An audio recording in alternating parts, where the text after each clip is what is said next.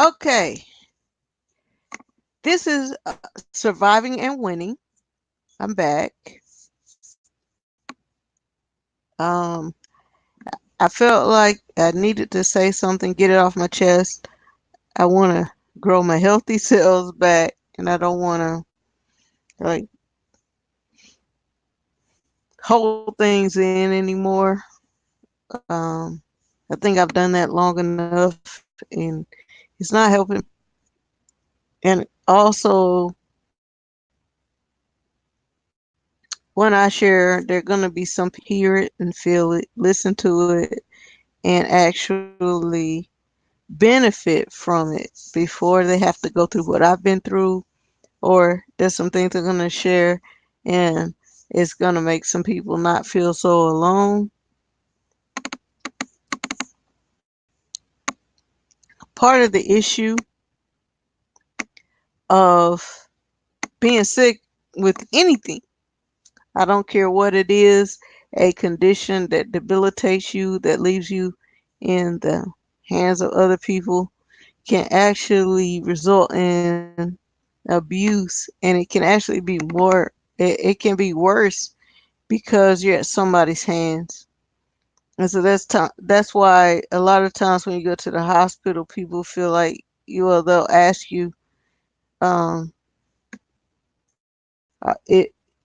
are you safe at home? Is this, and I'm not, and physically they won't touch, psychologically they do. My father bought a gun.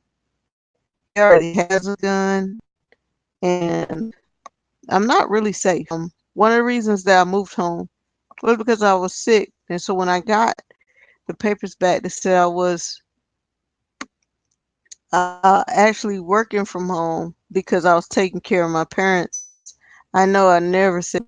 And then the other part was, so I was denied disability because they said I was working to take care of my parents. First of all, when I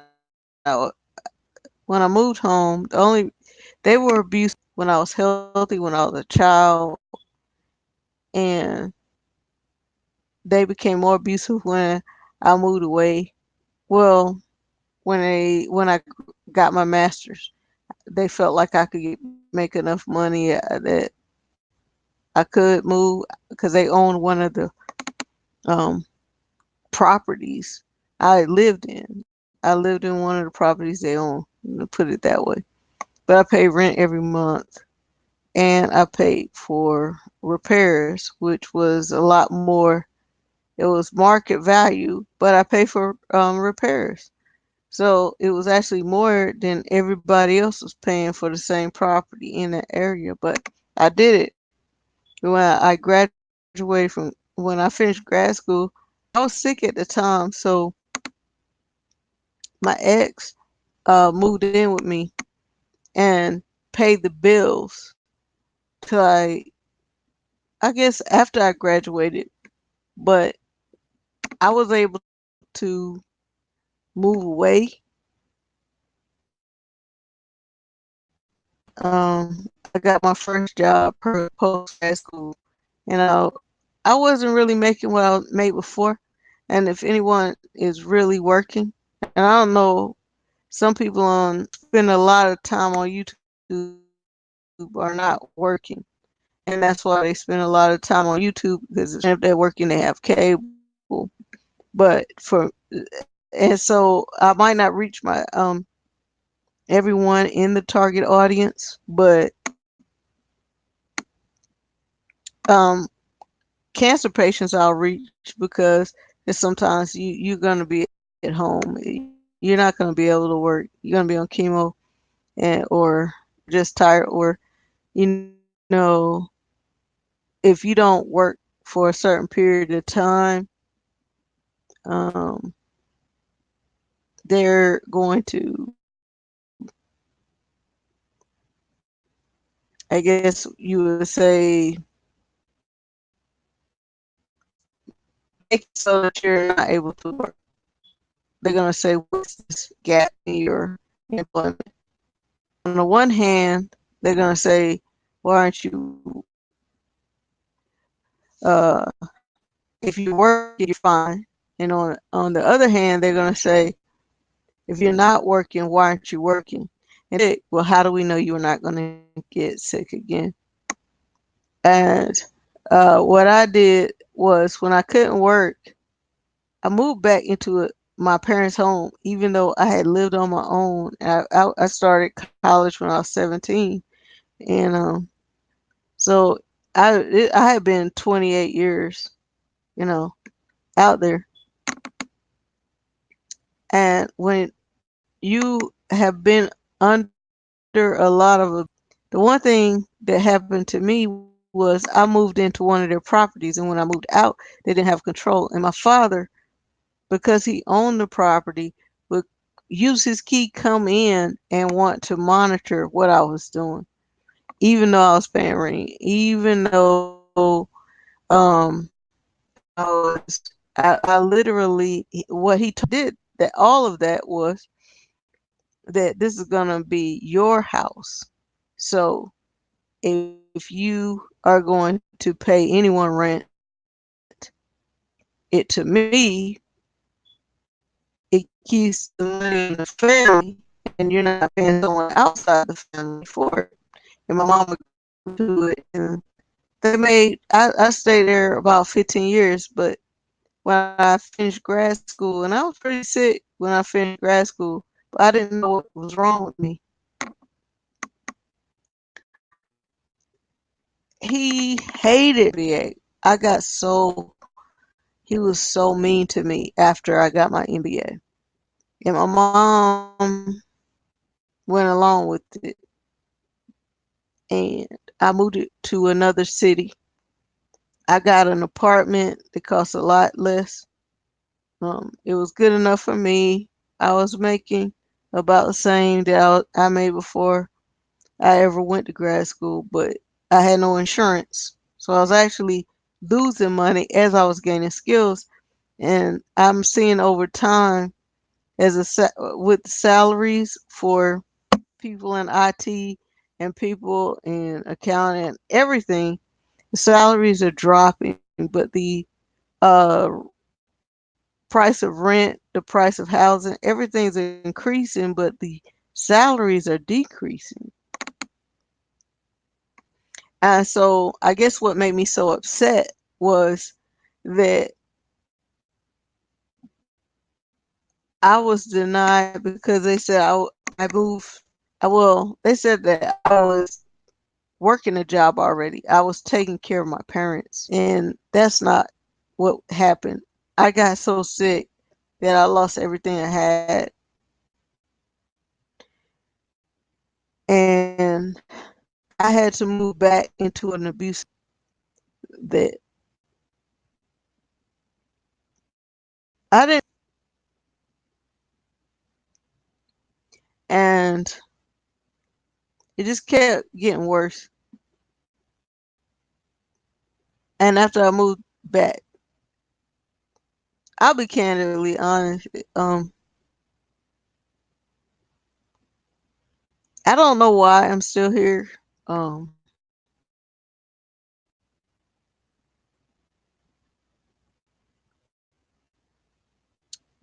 the metastasis was very apparent. It was not in the report at all, and metastasis is an automatic approval. It wasn't there at all. They claimed I was working because I was taking care of my parents, and that was not the case. What happened after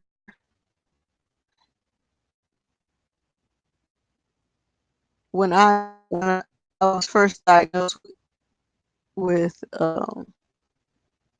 cancer, in me. I went to all appointments by myself. Um, they asked me how I was doing when I got home. Originally, I was told I did not have cancer, so I had my first surgery. They found cancer in the surgery, and They told my parents about it, and my parents didn't tell me. So I went into the appointment not knowing anything. And the doctors realized that I was being abused and they were trying to get social service. Well, they did get social services involved because I was a cancer patient and I was vulnerable. But nowhere in that was I taking care of them. They were taking care of me. And they ordered that I have had a mistake. And when I did the mastectomy,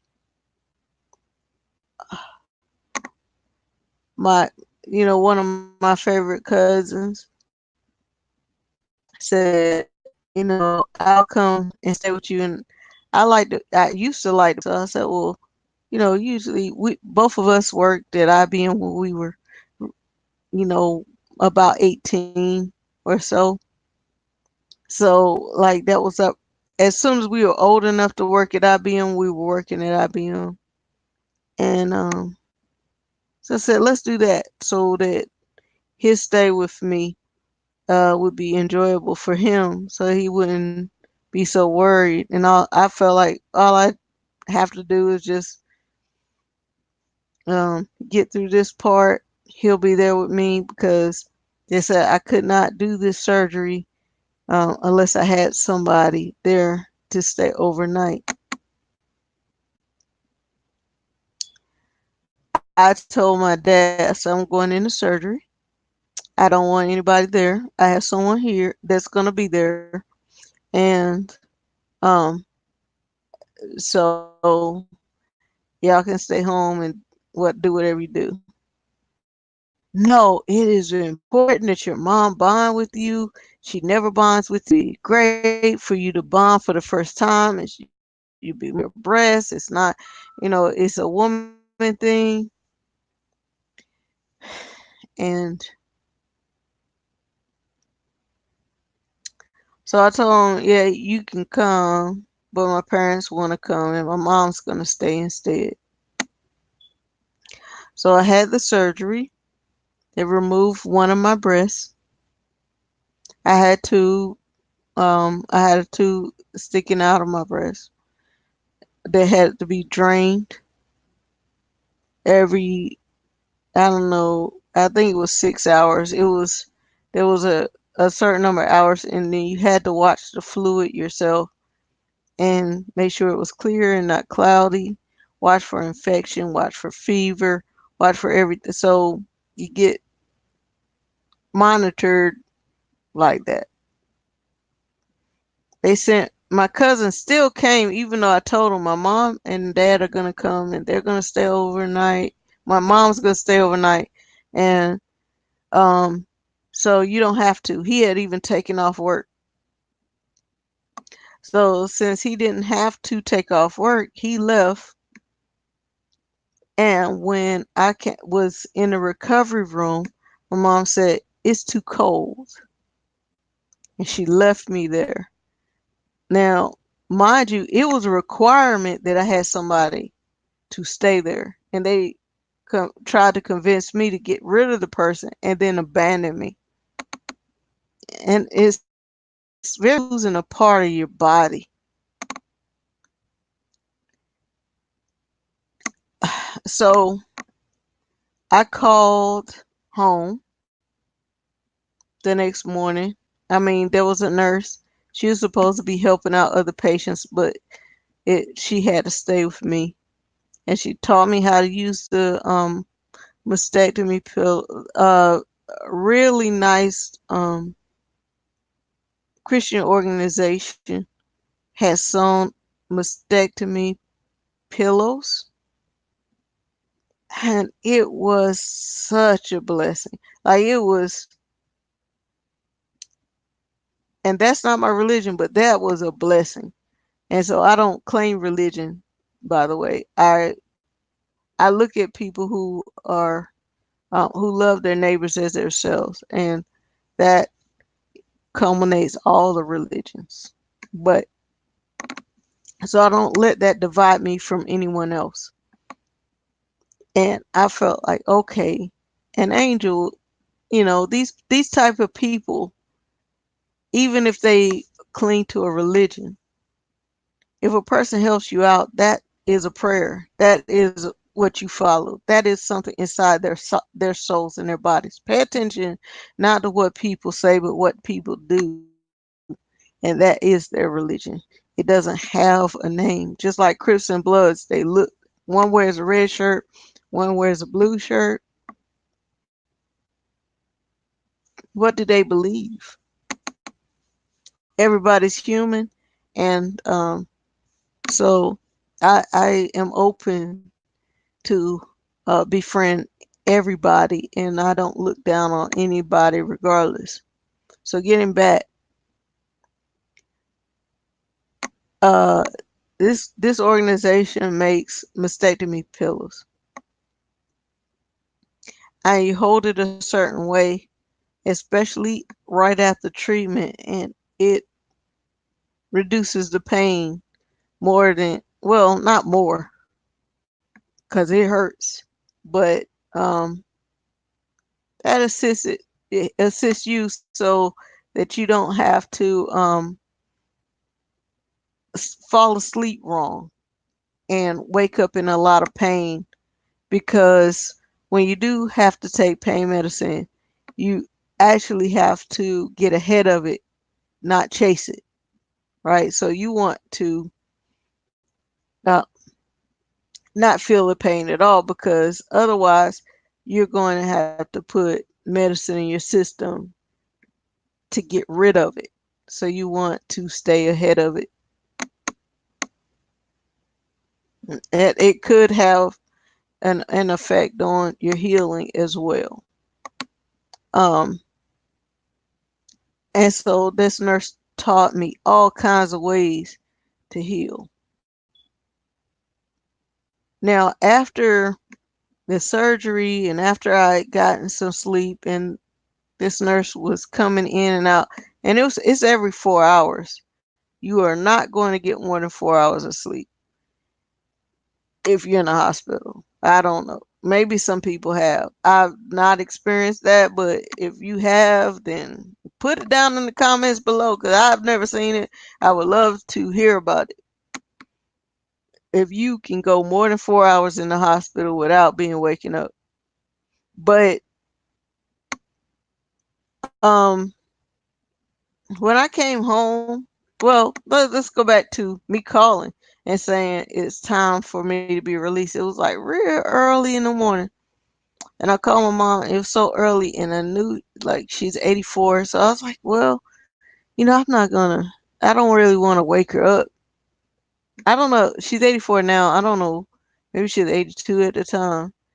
But I was like, I don't want to wake her up. But I called and I woke her up and I said, well, y'all can get some more sleep, but I'm ready for somebody to pick me up.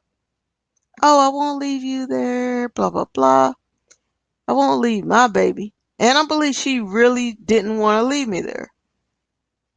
And it was like 8 o'clock in the morning, but 10 o'clock she wasn't there. And like 12 o'clock she wasn't there. And it was like one or something. And the staff was like, is everything okay? And they didn't really want to upset me, but I ended up with a social worker because one, I was abandoned and neglected, and two, I had already called them and no one came. And they realized by looking at my mom and from the two times that she visited, something wasn't right. At that time, she had not been diagnosed with dementia. My dad did come, but mom did not come. And I was staying with them because I was sick, and the door to my room was not locked. And when I got home, I had some Egyptian cotton sheets that I paid like $200 for. I had, and I still have my Egyptian, like I still have the comforter, but I had to go find it. She had ransacked my room. She had done everything to make me uncomfortable when I came home. And she was just sitting on the bed. She'd gone through all of my stuff. She had taken the wrapper off all my soap. Like I was being, they knew that this was a really scary and hard time for me. And what I'm really trying to share with people is I've been emotionally abused to the point that I don't even, and because I've been through so much, I don't even feel anything anymore. And when I was growing up, I was abused, and then now I don't feel anything. And so, especially when you're on pain medication, I didn't feel anything, but I was tired as heck. And she wouldn't even let me lay down. She did not help me change my bandages. She did not help me with there's a drainage tube that comes when you have a mastectomy. She did not even look at it. She didn't want to see it. She didn't, to this day, she says she does not want to see what happened to me. And my dad was helping me read the instructions because before you leave, your caregiver has to go through a tutorial to learn how to take care of you. And so I think they realized, well, I don't think they realized, they assigned me a social worker for abuse. And so when it was time for radiation, they I was wondering why the doctor was looking at me and turning her head kind of funny. It was because she was waiting for me to say something. And eventually the nurse practitioner, both of them said something, and it was like, this is not okay. You're going through, and you're not going to survive if you don't get out of there. And I didn't leave, but they knew. And later on, um,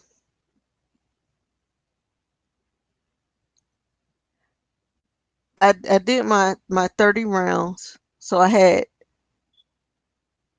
5 straight weekdays of treatment, 6 weeks, 30 rounds of radiation. And I was partially into it. I started working on my doctorate. And I just felt like I needed, with all the stuff and all the things that I was going through, I needed something to look forward to.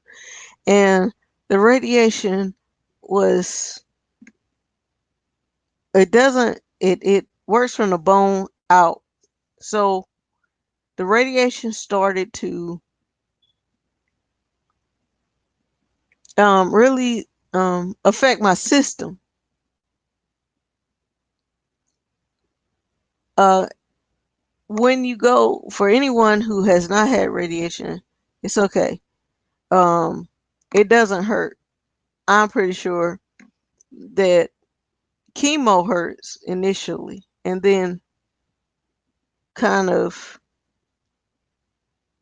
over a certain number of days kind of dwindles down, but it does do some internal damage. Don't get it wrong, because what they're trying to do is they're they're weighing the cost and the benefit analysis, and they're saying, look, I'm keeping you alive. You won't have the best life, but you will be alive, possibly. We can save your life. And so we may have to do some poisonous things to you, but over time your body can heal. But with radiation, you don't even see that coming. You just kind of, it feels pretty, normal. You get up, go out. But over time, you start to see it's like, wait, my skin is hot. I'm burning. My skin was blistering and just peeling off. I didn't feel sick. I wasn't throwing up, but I was so tired. I was exhausted. So I had to end the doctoral program. And they made disability accommodations. And then I was like, look, I can't do this anymore. I have to take care of my parents because during that, my parents got in a really bad accident, and my father was driving my mom. She was having trouble breathing. He had a couple of other surgeries, and he was driving her around, and somebody came through an intersection and T-boned his car. And well, her car that he was driving for her. And she already was having trouble learning how to drive new cars. And we didn't really know why. Well, he suffered broken ribs and a brain injury. And at that point, um, initially, like I said, she had some things going on, and she couldn't walk around. Um, he had been in a car accident. It was She was starting to act funny, and I like she couldn't do the things she used to do. I didn't understand it. Um, then after a certain point, they found out my father had a brain injury, and I took her to visit him because she couldn't drive. She didn't understand her car. I didn't know what that meant, or she was scared to drive. I didn't get it. But he got his brain surgery. He went into a nursing home. He couldn't walk. He couldn't talk. It's a miracle he was around. And um, I would leave her there for 2 days. And so I explained to my doctor why I knew that I was suffering so bad because I couldn't go to school anymore. And then I also knew that my my ability to drive that had a nursing facility with so I was in a rural place. I had to go drive out of town to take my mother to see him, and I would drive back, and I could not function the next day, and I knew, and a bunch of people would be calling and asking questions and disrupting my sleep. But I felt like I need all the sleep I could get. And so what ended up happening was that I would leave her there overnight and maybe 2 nights, and then I would come and get her back. And um she was tired. She was sick herself. She had a pulmonary embolism, and then I was recovering from cancer treatment, and then um when she was home while I was recovering from driving her there, I would actually have to cook and clean. We look at the bills. We do the air conditioner went out. We had to find out who really does the kind of air conditioning system that they have, and figure out all these other bills and stuff that she never had to look at. And then she would get energized while she wore me out, and I would drive her back to the nursing home. And the good part about the nursing home is that they would feed her. She had to pay for her meal, but she got a cot in his room, and she got to stay there, and I would drop her off, and I'd drive back to town, and and go to sleep. And I would have to keep repeating that. And during the time she was at the nursing home, her doctor called. And after the accident, they couldn't realize why she was so confused. And they called, and I said, please, um, tell me where her CT scan was, because right now my father has a brain injury and he had to have brain surgery. So I can't really, I'm the, immediate family. Can you tell me what's going on? I didn't think I had a right to know, but her doctor told me, and she said, your mother has dementia, and you have to be really careful about the keeping her stress free, the news you share, and everything. So I can't even tell her about my cancer anymore, because part of the reason that she was so violent and so angry, her brain is, it doesn't mean that she was never abusive, but her brain at this point, whatever love that she has or cares, she can't. Her, her doctor described her brain is fragile. And I didn't really know what that meant when a person I was really close to and introducing my parents to each other has ALS and can't talk anymore now. But she also was a breast cancer survivor, and she thought that she was getting breast cancer again, and she found out it was ALS. And she had been taking hormone therapy, and my mom found out something has happened to her. My Later on, my father did come out of the nursing home. He was home, and um he was on a walker, then he was on a cane. He can't walk that long without having an issue, but he was doing that again. And they were calling him back in because something was wrong with his bladder. And they called him in because they thought he had cancer. And so that caused my mom to have a mini stroke. So, long story short, I got denied assistance because people thought that I was taking care of them when they were supposed to be taking care of me, but they are elderly. So I'm getting kind of accused of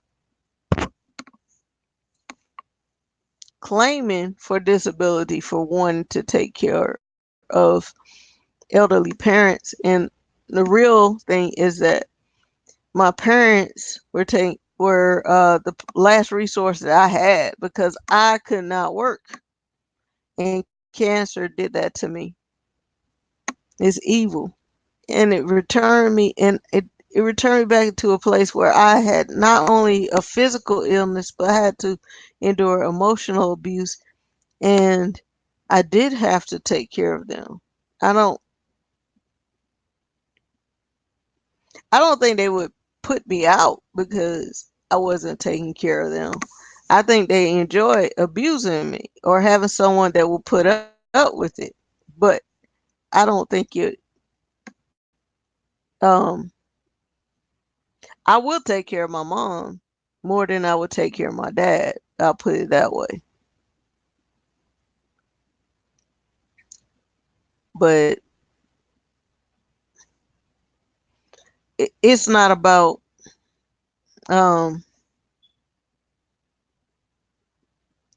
whether I am willing to endure abuse or not. It's just that um I'm in such a precarious position.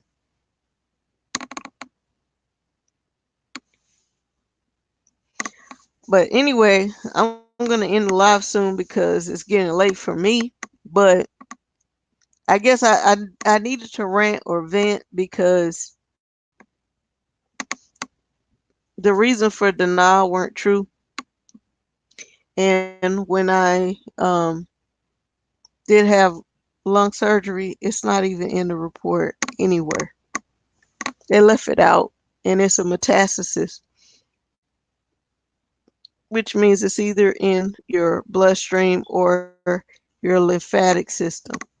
And um, I found it. I went to the emergency room and they found it.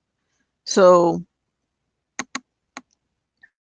my oncologist saw it and did nothing and said, come back next year. And gone to the ER, they would have made me wait until next year.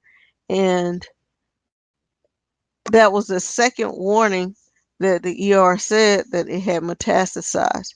So be careful when you're dealing with these doctors because in 1 year, as fast as a phyllodes tumor grows, um,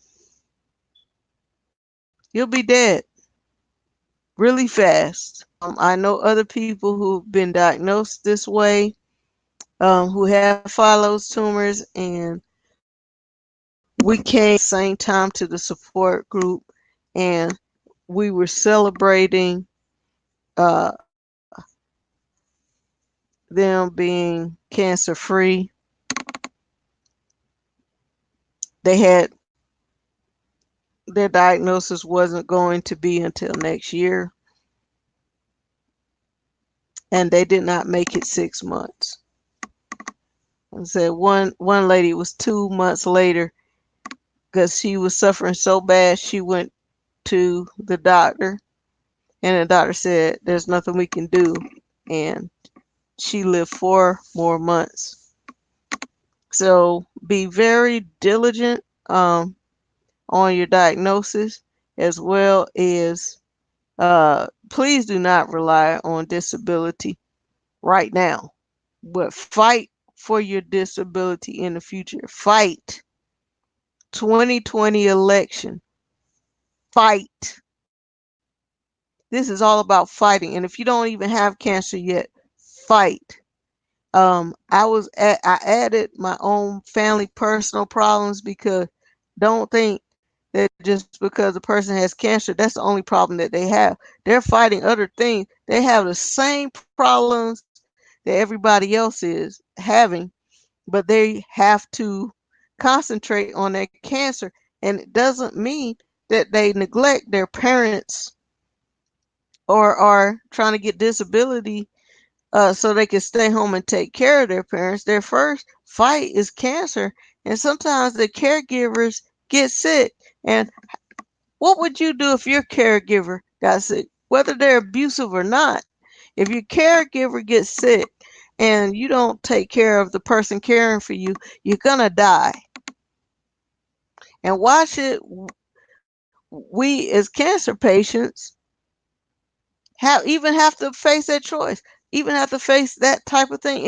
And even if I want to take care of my parents, I can take care of them better if I'm not pulling out of their income stream, if I can be in a separate residence and come back, because dementia is not even the abuse from dementia is not even the person with dementia's fault anymore. And part of it could be living with a violent, abusive man. But does that mean that I can't get help because I'm helping somebody else? That's not a job. That is a responsibility because people have to wait 2 years or 3 or 4 years to even get help or assistance. Nobody has 2 to 4 years worth of salary. And I promise you, most Americans who have 2 to 4 years worth of money saved up, one, do not want to spend it uh, if they are investment savvy, or two,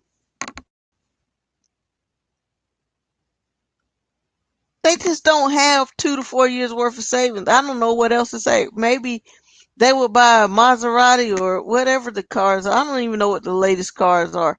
but they're going to live as though they're going to have money next in the next years. They're not going to live like they're going to have cancer. And I'm telling you, live like you're going to have cancer in a certain way.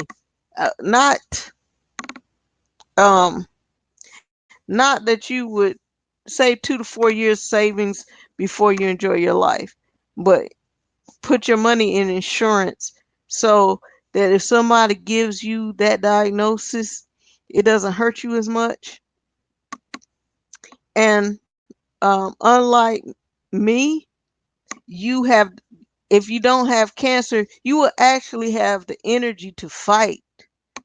Um, and you can get early checkups, and you can catch this early, and you can behave like you're me. Pretend you have it when you don't, so that you will go get checked like you don't, so that you get the insurance like you don't, so that you save up like you don't. But you don't have to deprive yourself. But I promise you, you're not saving any money if you wait until you get it before you put any money towards it. Because I promise you, I don't even know how, but I have seen more cancer in my life now, and more people, and the numbers are getting greater and greater. And I don't mean to scare people, but my sister had was diagnosed with autism in 1974. She was born in 1970. Well, she might 1974. Yeah, 1974. And it was 1 in 10,000 for boys and 1 in 20,000 for girls. And she's a girl. 1 in 20,000. Now it is very prevalent among all communities because it was rare then, but it didn't stay that way. So don't think that because something is not in your immediate environment that it's not going to happen. Give to the American Cancer Society. I promise you, the one thing I can say is that they they will help you when you're dying. They will help you. I don't know about these other organizations, but the Breast Cancer Society of America uh, gives money. They help with treatment. I promise they assist for real. So my whole this might be this is a long live 42 minutes, but at the end of this, I just want to tell people, please, please, please, prevention is part of the cure. Because once it happens, like, I don't have the energy like tomorrow because I spoke on this all day. I'm probably gonna sleep all day tomorrow. Um, my I guess my answer got me a little upset, so it has given me an adrenaline rush, but